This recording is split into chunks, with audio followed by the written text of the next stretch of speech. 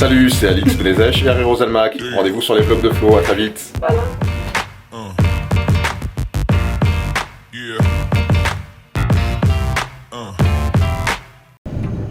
Mesdames et messieurs, bonjour, nous sommes Arthur et Elena, vos chefs de bord. Avec Eric, notre conducteur, nos baristas et l'ensemble de l'équipage. Nous vous souhaitons la bienvenue à bord du TGV 8375.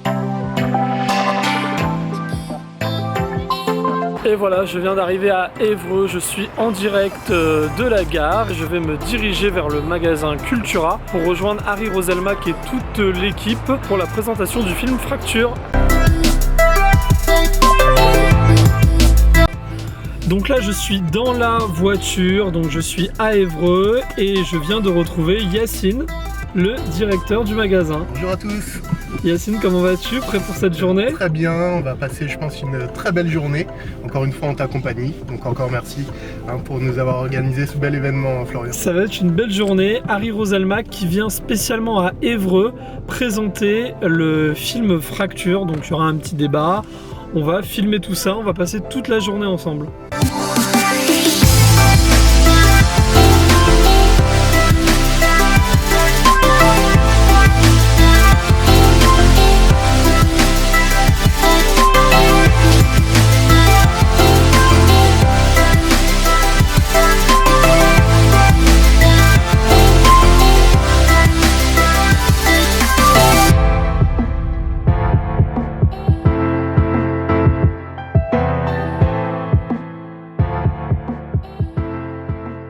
Eh bien, on est toujours en direct d'Évreux, au magasin Cultura. Aujourd'hui, nous avons le plaisir et l'immense joie d'accueillir deux personnalités que vous connaissez. Mais sans plus attendre, je vais les laisser se présenter parce que qui mieux qu'eux pour se présenter? Honneur aux dames, peut-être, Harry? Bonjour, merci pour votre accueil. Je m'appelle Alix Benezech et je suis comédienne. Bonjour, moi c'est Harry Roselmack, je commence l'énumération, journaliste, producteur, et en l'occurrence scénariste et réalisateur du film Fracture. Et puis mannequin, parce que vous êtes modeste, mais avant de faire l'interview et ce vlog aujourd'hui, toutes les femmes de mon entourage m'ont dit « Mais tu vas voir Harry Roselmack !» J'imagine que c'est l'effet 7 à 8 TF1, puisque voilà, tout le monde le sait, chaque dimanche, vous entrez dans le foyer de millions de Français. Quel effet ça fait d'être reconnu comme ça et d'être un petit peu un symbole peut-être pour pas mal de personnes qui vous regardent? Ouais, alors bon, ça fait pas de moi un mannequin pour autant, en tout cas pas encore, peut-être un jour, qui sait, j'ai pas trop de poils blancs, mais c'est vrai, quand vous faites de la télévision, c'est un métier d'image. Quand vous êtes présentateur à la télévision, on voit votre image. Et c'est vrai que moi, quand je suis arrivé à la télévision en 2006, j'ai une petite spécificité visible qui a fait que mon physique a eu peut-être une importance un petit peu plus importante que pour les autres nouveaux présentateurs de format. Le fait que je sois le premier journaliste noir à présenter le journal de 20 heures en France et de TF1 qui est celui le plus regardé, ça a peut-être jeté un focus particulier sur mon physique. Et alors vaut mieux qu'on me dise ça que l'inverse. Maintenant, c'est vraiment pas quelque chose, c'est pas le type de remarque auquel je suis le plus sensible en vérité, mais ça fait quand même plaisir.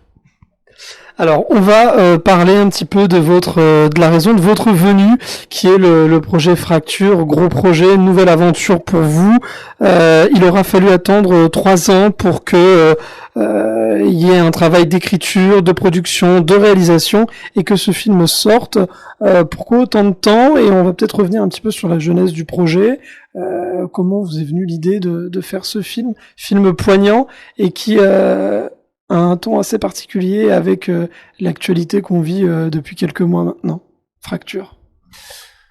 Fracture, c'est d'abord l'envie de poser un constat et de raconter une histoire que j'aurais pas pu faire en documentaire. C'est-à-dire que, nourri par l'expérience que j'ai vécue dans les immersions que j'ai faites sur TF1, émission lors de laquelle je suis allé à la rencontre de plein de Français ou de gens vivant en France, dans des dans des communautés qui sont devenues un peu leur identité en fonction de ce qu'ils vivaient. C'est-à-dire que je suis allé voir des fondamentalistes musulmans à Marseille, je suis allé voir des prostituées, je suis allé voir des SDF, j'ai passé du temps avec des gens qui étaient en prison, on a suivi des soldats en Afghanistan, des producteurs de lait en Bretagne.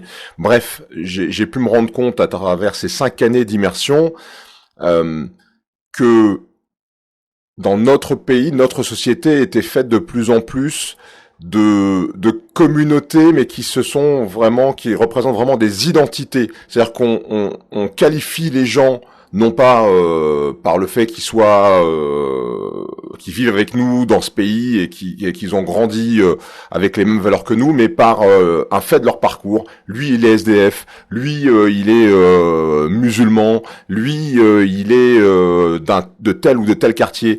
Et cette identité fragmentée, elle m'a donné envie de poser la question du comment on vit les uns avec les autres. Parce que moi, je les avais fait isolément les uns des autres. J'étais allé à leur rencontre, j'avais passé plusieurs semaines avec eux. Mais ce que j'ai voulu montrer, c'est comment on vit ensemble et quelles interactions on peut avoir les uns avec les autres. Et est-ce qu'on peut encore avoir du lien les uns avec les autres, tellement aujourd'hui, on met en avant ces différences-là.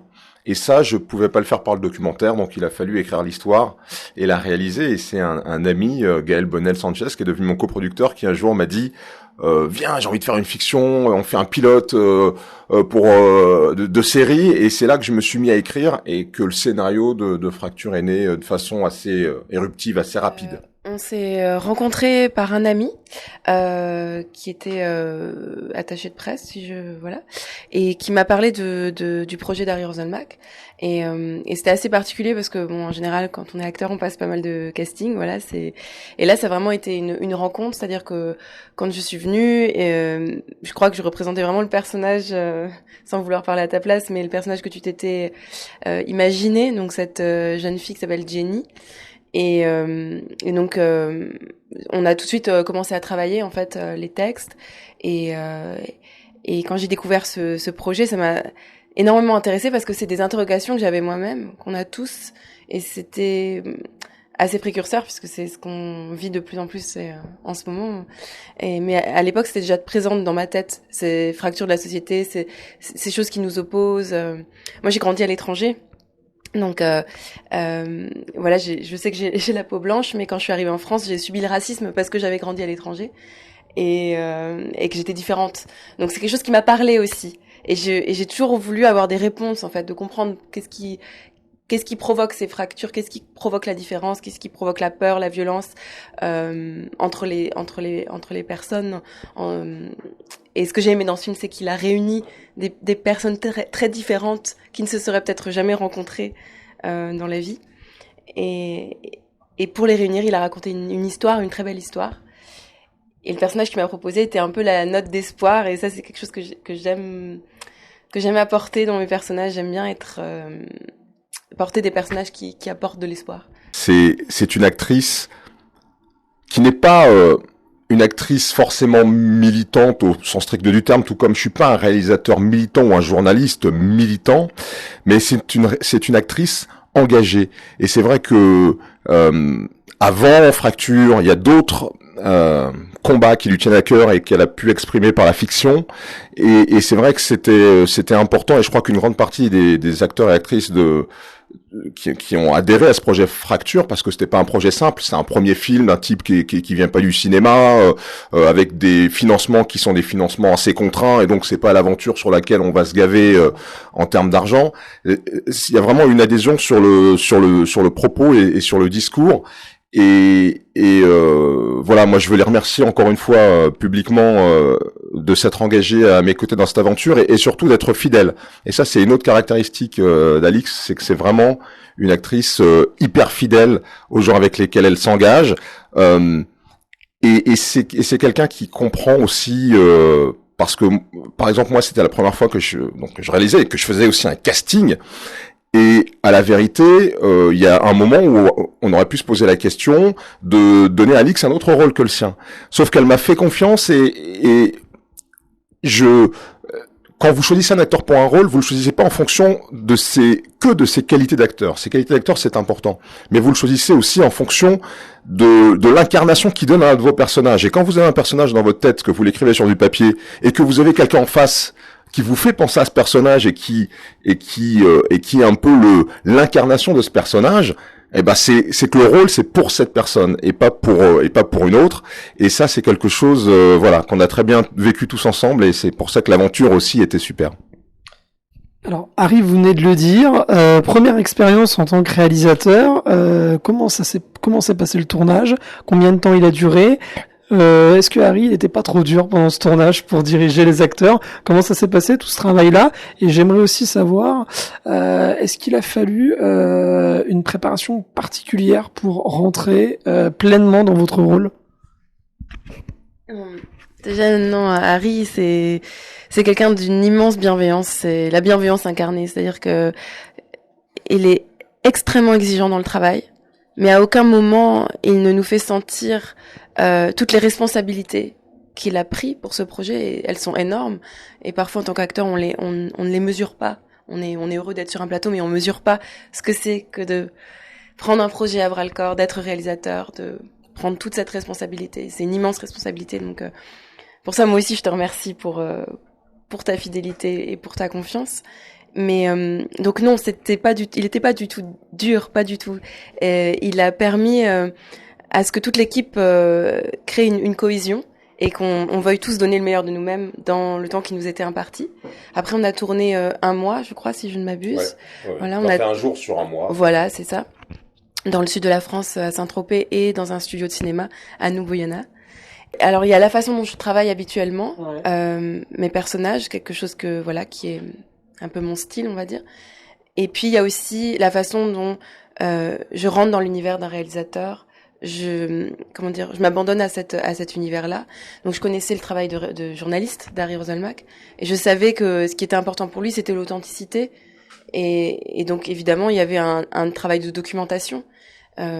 Presque de détective, puisque pour moi c'est pas quelque chose qui m'est familier, c'est pas un univers qui m'est familier. Donc pour incarner une jeune femme comme elle, il faut savoir ce que c'est, qu'est-ce qu'elle fait, quel est son quotidien, qu'est-ce qu'elle peut ressentir comment ça se passe dans son milieu, les codes, ce qu'elle a pu vivre, comment elle a pu être arrachée à sa famille. C'est tout un travail en fait qu'on fait à chaque film, mais là il y avait en plus une recherche d'authenticité, je pense. Il y avait vraiment ça. Donc non, juste pour terminer là-dessus, c'est vraiment une aventure qu'on a vécue ensemble et mes comédiens et mes équipes techniques étaient vraiment des partenaires qui m'ont nourri aussi, qui m'ont aidé aussi et l'idée c'était d'aller vers ce que j'avais dans la tête, mais d'y aller avec eux et pas d'imposer quoi que ce soit à personne. Alors Harry, votre casting fait le pari de la diversité avec des acteurs d'origine très très diverses. Est-ce que cette France-là, selon vous, est assez présente sur les écrans, que ça soit dans les films, dans les émissions, dans les reportages ou du moins dans tous les types d'écrans? La réponse à cette question est bien évidemment et malheureusement non. Alors il y a plusieurs explications à ça. Ce qu'on peut dire pour être positif, parce que moi j'aime voir le verre plutôt à moitié plein qu'à moitié vide, c'est que ça évolue. C'est que les choses, notamment en publicité, on est dans un phénomène en publicité, alors pour des raisons qui sont peut-être liées à la réactivité de ce secteur-là, au fait que on cherche à catcher les gens, à parler notamment aux jeunes consommateurs, parce que la publicité s'adresse surtout aux gens de moins de 50 ans. Et donc, en publicité, ça a beaucoup bougé de façon assez spectaculaire. Maintenant, il y a encore mais on part de loin, mais il y a encore un décalage entre la réalité de la plupart de nos villes et ce que l'on voit sur les écrans. Après, moi, je suis assez optimiste à cet égard-là. La seule chose qui m'inquiète, ce serait que on peut être dans une société un peu à l'anglo-saxonne où chacun est représenté, les minorités et la majorité sont représentées, mais où on perd le lien, on perd cette notion de vivre ensemble et on vit chacun dans nos quartiers, chacun dans nos univers juxtaposés et c'est plus ça moi qui me pose question parce que ça c'est pas du tout notre culture. Ce serait bien qu'on arrive à avoir notre modèle où tout le monde est représenté dans les univers qui sont justement de représentation comme la télé, le cinéma, la publicité, le monde économique, le monde politique, mais qu'on arrive quand même à garder ce qui fait la spécificité de la société française, c'est-à-dire le vivre ensemble, le mélange, et pas la bunkérisation et pas la communautarisation à l'extrême. Parce que c'est cette note d'espoir qu'apporte ton film, et c'est ce que j'ai ressenti en le lisant et même en étant sur le plateau avec toi et avec tous, quoi. C'est qu'il y a une grande évolution, il y a eu beaucoup de choses qui sont avancées à la fois pour la diversité et aussi pour les femmes, parce que c'est triste de se dire ça, mais en effet nous étions aussi nous les femmes nous faisons aussi partie de la diversité, puisque on était encore en minorité, et les choses évoluent énormément. Et là, je reviens de Cannes avec un documentaire sur le cinéma et les femmes réalisé par Quentin Delcourt qui s'appelle Pygmalion, et qui parle de ça, de la place des femmes, et qui parle aussi de la place des femmes de différentes origines, parce que c'est encore plus difficile pour elles dans la société en général et dans le cinéma aussi. Donc c'est bien, oui, je trouve que les choses évoluent. Donc encore une fois, t'étais précurseur, et ça je trouve ça très très très chouette. Et du coup, l'avant-dernière question, elle va faire écho à vos propos récemment dans la presse. Vous avez déclaré je sais de par mes origines que l'on n'est pas obligé d'être les mêmes pour vivre ensemble. Est-ce que cette phrase, en 2019, justement au lendemain des élections, est-ce que cette phrase elle a un écho supplémentaire? Pour moi, c'est le socle d'un meilleur vivre ensemble. C'est-à-dire que si on continue à penser en France que pour vivre avec les autres, ces autres doivent se travestir pour nous ressembler, on n'y arrivera pas. Parce qu'il y a toujours une limite à ça. L'autre restera toujours l'autre, quels que soient ses efforts, ne serait-ce que par la couleur de sa peau. Je peux par les ch'tis, je peux manger du maroilles au petit déjeuner, ça fera pas de moi un ch'ti aux yeux des ch'tis. C'est-à-dire que il faut accepter la différence elle enrichit, il faut qu'on partage des valeurs communes, et là-dessus, il y a aussi un travail à faire, c'est-à-dire qu'on peut pas accepter tout et n'importe quoi. Il y a une vision du monde qui est portée par l'histoire de ce pays, mais son histoire, y compris avec ses migrations, ça fait partie de son histoire, et ça fait partie de sa réalité d'aujourd'hui, et il faut qu'on arrive avec ce que l'on est aujourd'hui à fabriquer une identité avec ses valeurs que tout le monde doit respecter, mais aussi avec le respect des différences de chacun. Je dirais peut-être que le travail à faire est aussi est via l'éducation.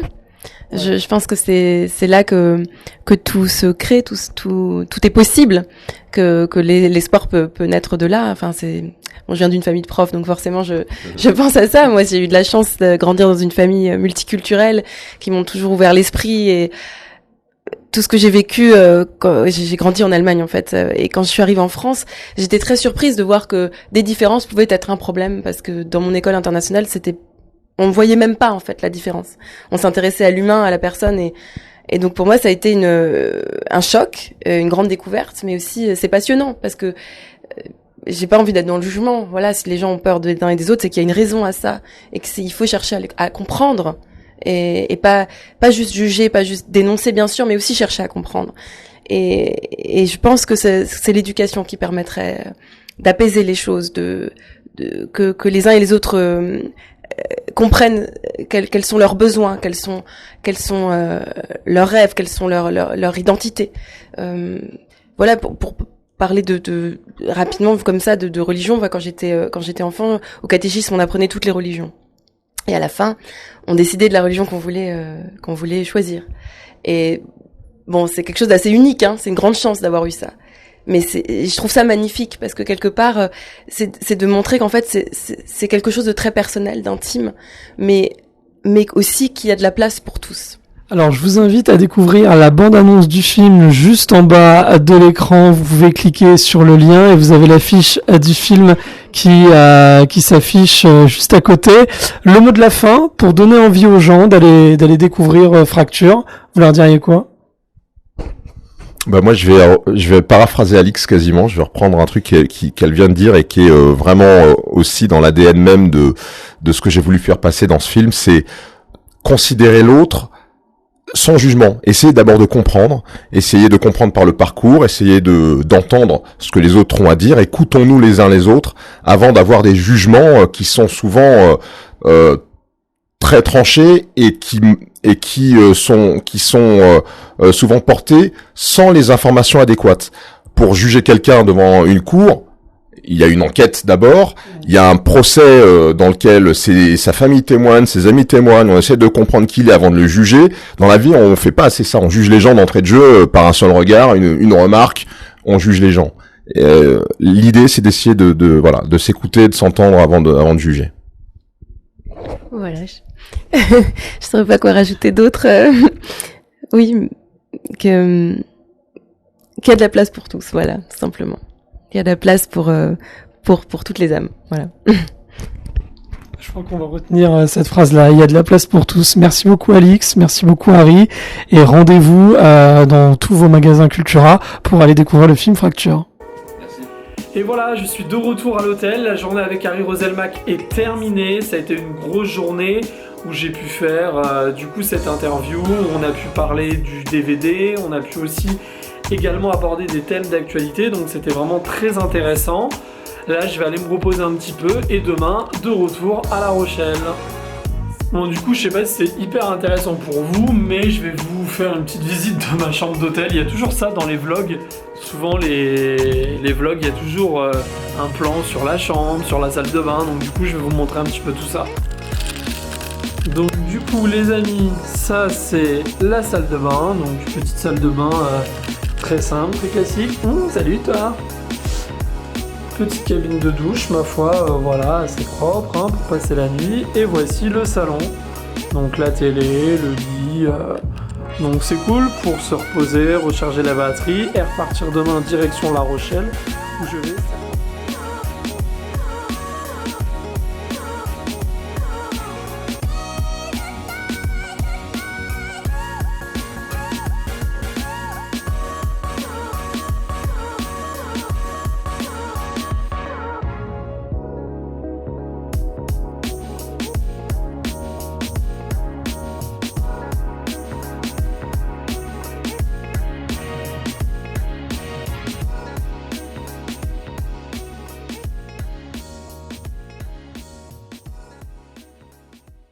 Hello les amis, ça y est, j'ai déjeuné, donc ça va beaucoup mieux. C'est vrai que le réveil c'est toujours un petit peu difficile. Donc là je suis toujours en direct de Paris, direction la gare Montparnasse. On a passé une journée avec Harry Roselmack. Ma foi c'était plutôt très sympa et très intéressant. Donc là, direction la gare, direction La Rochelle.